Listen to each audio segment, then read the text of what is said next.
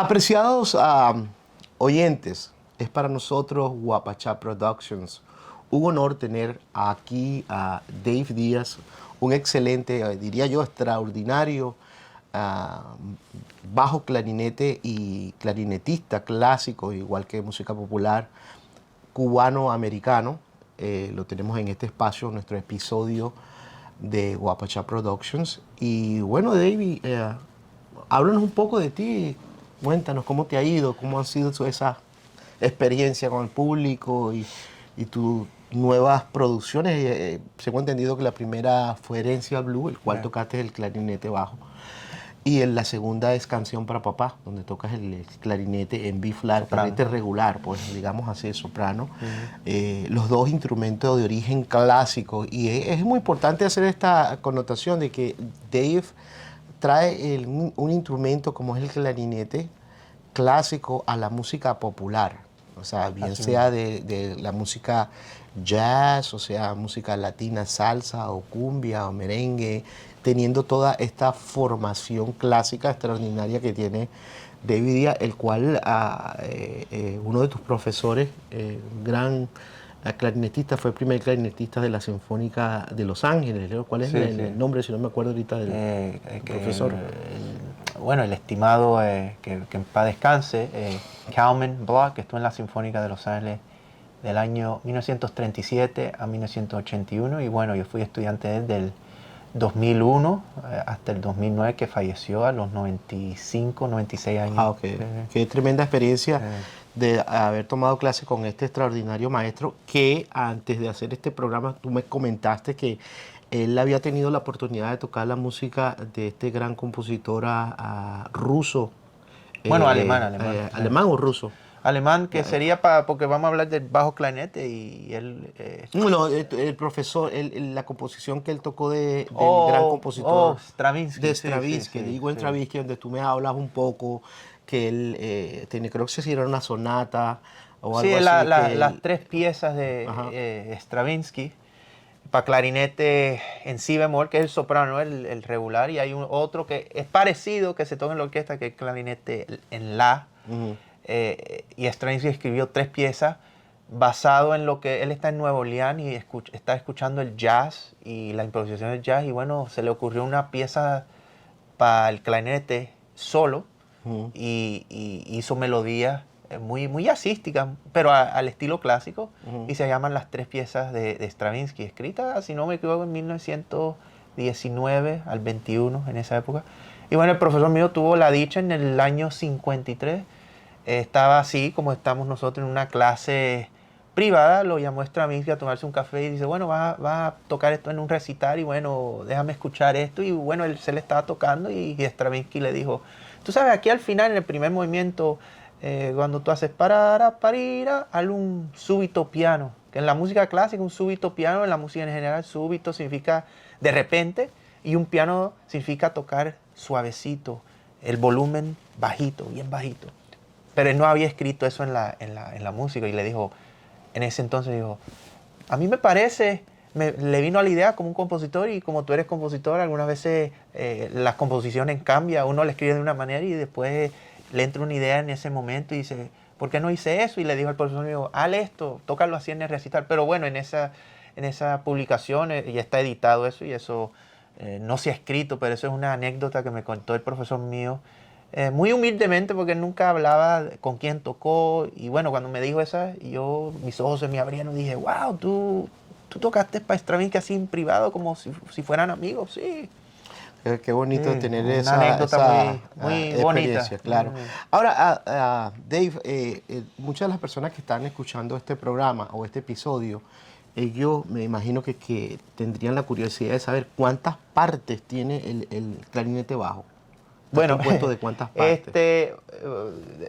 Déjame a nuestros oyentes que nos siguen. Hay varias partes y el clarinete lo ve así. Lo voy a enseñar aquí.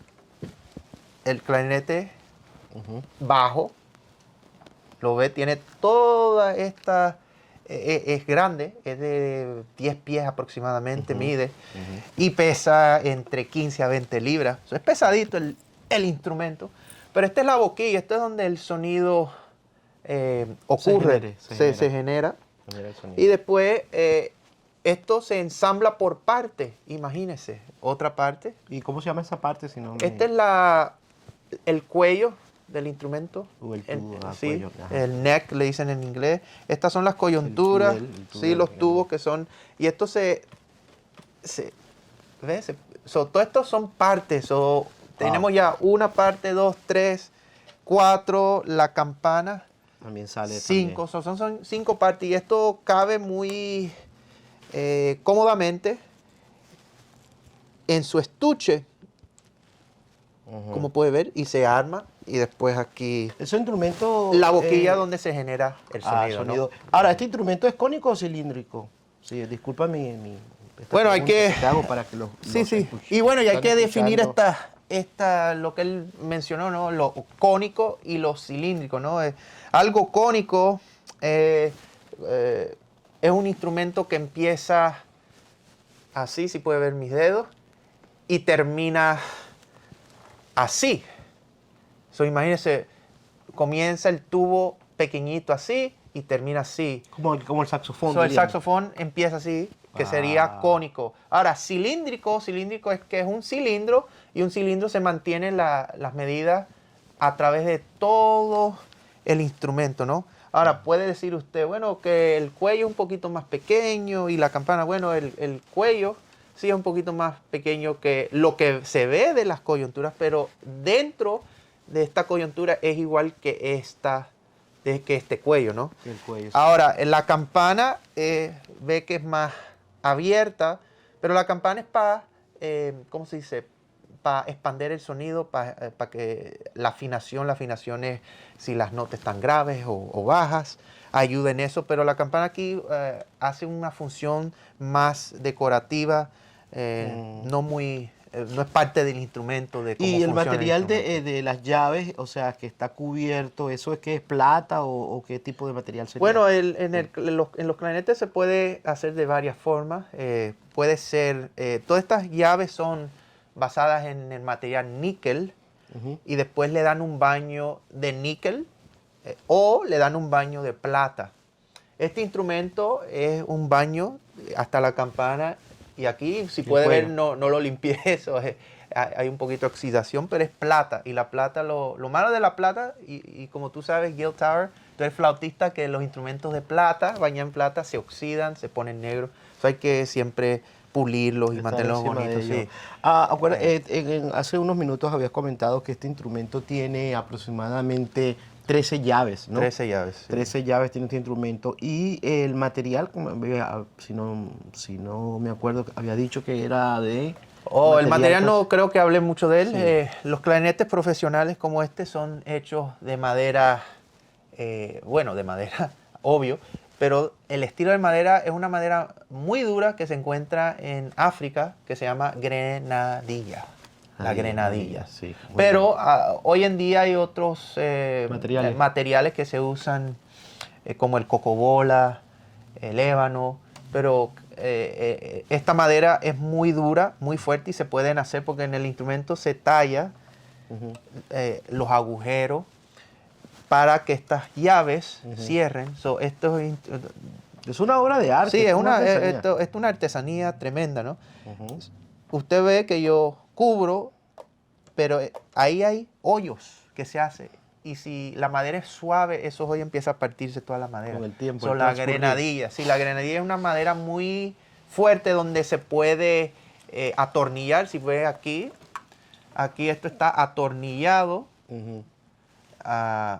hacia la madera. Y los que nos están escuchando, es una madera y se le ponen los metales dentro de la madera. Eso tiene que ser una madera fuerte para que no se parta, o si no empezaría a tener rajadas en todas las partes donde se hizo el diseño, pues. Sí. Ahora, otra cosa que no te había preguntado, que es sobre cómo generas tú el sonido en este instrumento. ¿Cómo es posible que... Sí, el sonido se genera entre lo que se dice una caña, que esta es la caña. Te lo voy a enseñar, que es un pedazo de madera o de plástico. Yo uso cañas sintéticas porque las cañas de madera, como tú sabes, la caña o la madera se marchita con el tiempo, agarra... Tiene que ver con la temperatura mucho. Sí, la temperatura. Algunas veces no se puede tocar porque se marchita, ¿no? Ya no puede... Yo uso sintética. Entonces tienes la boquilla y esa parte de metal, ¿cómo se llama esa parte de metal? La parte de metal aquí se llama la ligatura. Eso aguanta. Antiguamente usaban un hilo y lo envolvían para tocar. Es algo que solo le dé estabilidad a la caña para que se pueda tocar. Pero hay una diferencia, si me estuve leyendo un poco sobre esto, sí que si ¿cómo se llama? Esta parte de metal, que se llama la ligatura, ¿es de plástico o es de metal? Tiene que ver con el sonido, ¿no? Sí, algunas veces hay músicos, bueno, cuando ya uno está en un nivel alto, ¿no? Escucha cosas. Y bueno, hay gente que escuchan que el sonido es más agudo, más grave. La articulación, que es como la nota suena, ¿no? En la música les voy a demostrar aquí la articulación y bueno, cómo se genera el sonido en el clarinete, ¿no? La boquilla, la caña. Esto crea una vibración entre la caña, ese pedacito que le enseñé de madera o de plástico, contra la boquilla. Genera una vibración y esa vibración se expande a través del instrumento. A través del instrumento se expande, cilíndrica. Y bueno, y todas estas teclas, si me lo aguanta ahí, maestro, aquí si yo presiono los botones, creo diferentes notas. Y ahí es la música, ¿no? La música se basa en diferentes notas para crear melodías. Y bueno, si yo toco esto, voy a tocar una nota larga.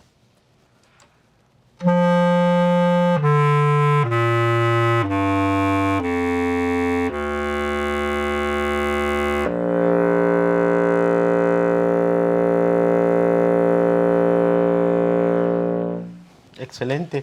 Ahora, este instrumento, ¿cuál es el papel o la función de este instrumento en un setting un setting o en una formación o una agrupación de música clásica o música popular?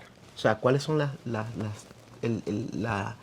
finalidad de este instrumento en la música clásica? ¿Cuál es la función y cuál es la función de este instrumento en la música popular? Sí. Bueno, en la música popular, vamos a empezar de ahí, es una función solista, un instrumento que lo va a acompañar una orquesta o un grupo de jazz o un grupo popular, cuando se lleva a ese formato. En lo clásico tiene la función de instrumento bajo, al igual que el tuba, el fagot en la orquesta, los trombones. Tiene esa función baja de graves. Y bueno, y también a la pregunta anterior que se me olvidó hablar sobre la articulación. La articulación es como suena la nota, ¿no? Hay notas cortas, eso se llama articulación. Notas largas.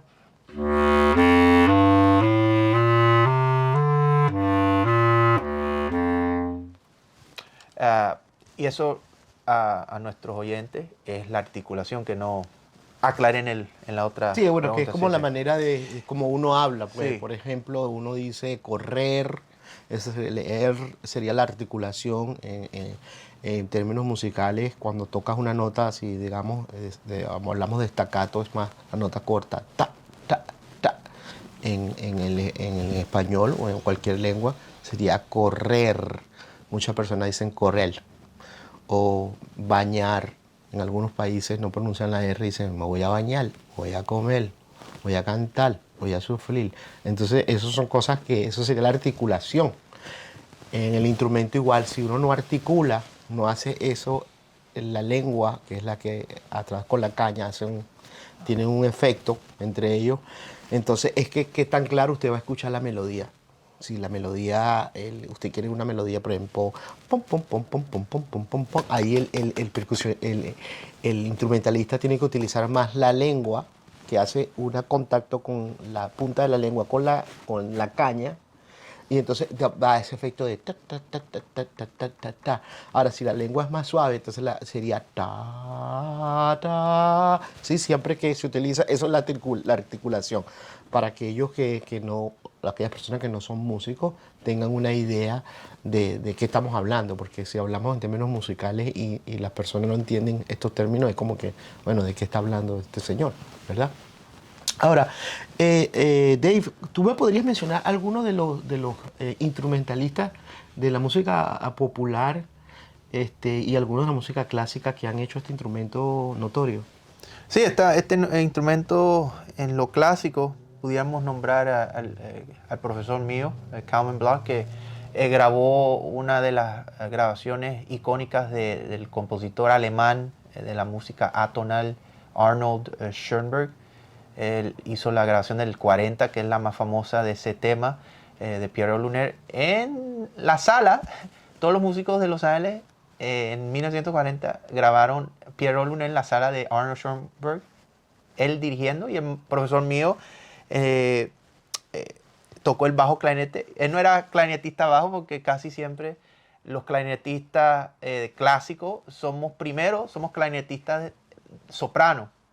Aprendemos ese instrumento desde niños. Hacen el doble. Y hacemos el doble. Que es tocar, por ejemplo, el clarinete en si bemol y el clarinete, que este también creo que es en si bemol, pero también este es bajo. Bajo, sí. Se tocan esos dos instrumentos. Hay uno en la también y está el piccolo más pequeño también. O sea, hace parte de la familia. Pero para no extendernos tanto, bueno, tu profesor es uno de ellos. Uno de ellos. Pero y en la música popular. En la música popular tenemos a Marcus Miller, uno de los más modernos. Hay muchos saxofonistas que tocan el tenor y también tocan el clarinete bajo, como el señor él enseña en USC, si no me equivoco, Bob Mintzer, y después otro clásico del jazz de los años 50 y 60, el difunto Eric Dolphy. Y Michael Portel también. Y Benny Maupin. Benny Maupin también, es un excelente clarinetista bajo. Me acuerdo que antes de comenzar este episodio habíamos hablado de las composiciones que tú tienes allá afuera en Spotify, Amazon, iTunes. Y una de ellas que me llamó la curiosidad es la composición Herencia Blues. Porque en Herencia Blues, Dave Díaz, él incorpora este instrumento, el clarinete bajo, que es no usual en la música popular. En general, en el jazz, la salsa, inclusive en una cumbia, ese instrumento no es usual. Entonces, me llama la intención de que utilizas este instrumento y no solamente esto, incorporas otros instrumentos como el tambor batá, que veo que es otro elemento que no es muy usual en la música, digamos, popular. Sí. Solamente la música, digamos, de la santería folclórica sí. Es más usual esta música, este instrumento, el batá, los tambores batá. Y entonces también incorpora otros elementos como del blues y del jazz, como los strings, por ejemplo, los violines que utilizas ahí, las cuerdas, que te dan esa sensación de música clásica, pero a la vez tiene esos elementos del blues, como la música, diría yo, como Wes Montgomery, que está más o menos ese estilo marcado allí con la guitarra, que también la incorporaste. Entonces, hay una fusión de eso extraordinaria, porque está lo caribeño, lo sudamericano, con lo del jazz y con lo clásico, y además con un instrumento clásico, porque este es un instrumento clásico 100%, o sea, no podemos decir que no, eso no es un instrumento clásico, es un instrumento que se ve en lo general en las obras de la música contemporánea actual, es donde este instrumento está marcando una pauta tremenda, y de hecho, como hablamos antes de comenzar el programa, este episodio, de que este instrumento se utiliza hoy en día en las universidades, mejor dicho, quiero rectificar en esto, en las universidades están dando este instrumento como un instrumento principal. O sea, hoy en día usted puede ser un solista de clarinete bajo. Usted va a estudiar en una universidad y se especializa en clarinete bajo. Eso antes no pasaba. Eso yo pienso que, si no me equivoco, será unos 5 años hacia acá, ¿verdad? Más o menos. 10 años. Decir. Sí, 10 años, como hablamos anteriormente a nuestros oyentes, que hablamos de la palabra doblaje, ¿no? Y yo dije que usualmente el clarinetista que toca el bajo, en la orquesta hay que entrar tocando el clarinete soprano, que es el regular que se ve en los conjuntos de banda. Glenn Miller, o por en decirlo así, que la gente tenga una Glenn idea. Miller o Benny Goodman, si Benny conocen. Goodman, O si más cotidiano en los grupos de banda norteños, mexicanos, sí, que claro, sale música el muy clarinete, importante. el negrito, ese es el finito, ese es el clarinete normal o el soprano. Que no es una Sí, flauta, que muchos no sí. conocen y ven que están tocando en la música de banda y dicen, ¡oh, qué bonito toca esa flauta! No, no, eso es un clarinete. Clarinete. En la música de banda ese instrumento tiene un papel Rol. o un rol, digamos así, importantísimo, Importantísimo. como en la cumbia, Oh, en sí, Colombia. en Colombia. Y en Brasil, en los choros, la música del choriño, en Brasil el clarinete es un instrumento, digamos, A1. Es un excelente instrumento que, bueno, ha perdido mucha popularidad digamos que en la música latina, en la salsa, en la música cubana, en los danzones se utilizaba mucho el clarinete. Sí, en las orquestas típicas. Pero se dejó, no sé, los compositores tal vez no les gustaba mucho ese sonido pastoso del clarinete. Y yo creo que proyección proyección también sí. del instrumento, pero es un instrumento muy, muy meloso, que muy bonito. Pero háblanos un poco de la herencia blues. ¿Por qué esa mezcla de esos instrumentos? Bueno, yo quería un tema basado en nuestra herencia, ¿no? Y bueno, con la ayuda tuya, que él es el compositor, Gil Tower, ahí nos rompimos la cabeza y decimos, ¿qué podemos mezclar que funcione? Y ahí estamos escuchando un día, si no me equivoco, la obra de Wes Montgomery, que se llama Bumpin'. Escúchenla, nuestro oyente, muy bonita. Y estamos oyendo el blues americano, que eso es la música afroamericana, ¿no? Con los violines, mezcló los violines y dijimos, wow, lo europeo con la esencia afroamericana, pero nosotros somos latinos. Claro. Y bueno, caribeños que somos, y dijimos, ¿qué va a funcionar? ¿Por qué no hacemos algo con los tambores de folclore cubano, que son los tambores batá, que son procedentes de Nigeria?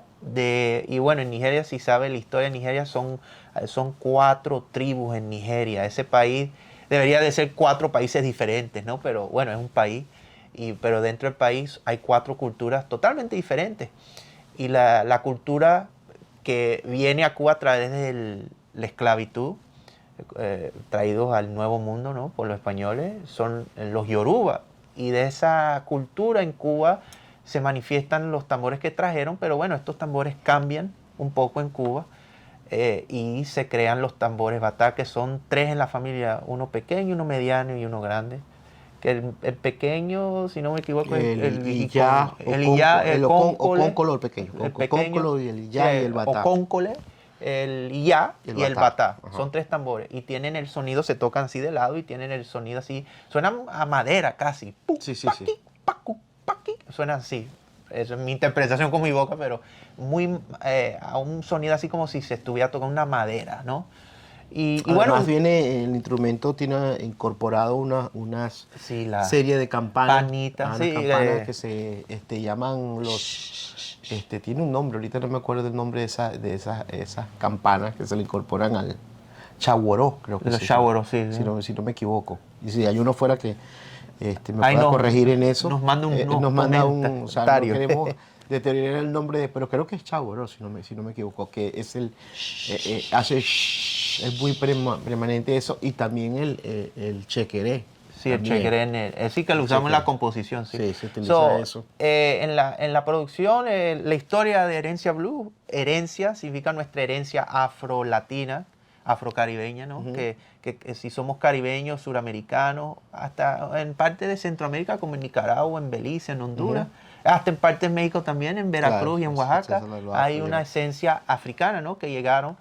Pero en Cuba llegamos mucho, digo llegamos porque igual que en Brasil, en Bahía. Sí. Bahía también. Y bueno, dijimos, ¿qué ritmo pudiéramos usar? Y bueno, teníamos un ritmo ahí de Desi Arnaz, que un amigo de nosotros nos dijo que era el ritmo de Babalú, pero hicimos más... Sí, muchos le llaman ritmo de Babalú, le dicen Babalú, el ritmo, Babalú, pum, pa, cum, pa, pim, pim, pim, pum, pa, cum, pa, pim, pim, pim. Pero ese ritmo, pum, pa, cum, pa, pum, pum, pum. Sí. Y queríamos ese ritmo y no sabíamos el nombre hasta que un folclorista, Mark Lanson de San Diego, muchas gracias Mark Lanson, que nos dijo, no, ese ritmo que quieren ustedes, en realidad en la religión de santería, de Yoruba, en el folclore cubano es el ritmo de Ogún, uno de los ritmos de Ogún, porque muchos de estos santos tienen muchos ritmos y ese ritmo que queríamos es un ritmo de Ogún específico. Claro. Y eso lo mezclamos con la pieza. Y bueno, y funcionó porque la idea de la pieza es que este instrumento es un cazador. Y Ogún es un cazador, un guerrero, ¿no? Él es el dios de los hierros, de los metales. Mire cuántos metales hay en este instrumento. Entonces se hace esa fusión de los dos instrumentos, de este instrumento que va, es el cazador que está en la jungla, digamos así. Va a la cacería. Sí, un guerrero sería más, porque Ochosi sería más el cazador, ¿no? Pero el guerrero, ¿no? Y si ve el video de Herencia Blues, se ve el guerrero en el bosque. Y la pieza, la composición capta eso, ¿no? Esa esencia de la selva, de la esencia, de nuestras raíces afrocaribeñas que tenemos nosotros, ¿no? Y por eso el título de Herencia Blues. Y usamos este instrumento que es uno de los más graves, porque dijimos, ¿qué captaría dijéramos en Cuba, un hombre, un macho, un guerrero, ¿no? El clarinete es muy bonito, pero es muy agudo. Sí. Pero estamos pensando hombría, ¿no? Un clarinete bajo. ¿Y cuál sería, si no es mucho pedirte, Dave Díaz, cuál sería el tema en esa composición de Herencia Blues que representa a ese guerrero? ¿Podrías tocarnos? Sí, la temática. Esta es la temática del guerrero, ¿no? Y a base de eso se va evolucionando el tema. Y después hay un solo que improviso yo a base de ese tema. Es una composición de jazz, pero concebida muy clásica, porque en lo clásico pasa eso. Hay un motivo es un tema. ¿Y un tema qué es un tema? Bueno, la canción, la melodía, lo que uno puede cantar. Eso es un tema, un motivo. Y a base de esa canción, que es muy simple, la pieza va evolucionando. Pero lo hicimos en contexto jazzístico, evoluciona un solo, a las partes de las cuerdas, de los violines, y termina. Pero este es el tema, ¿no? Escrito.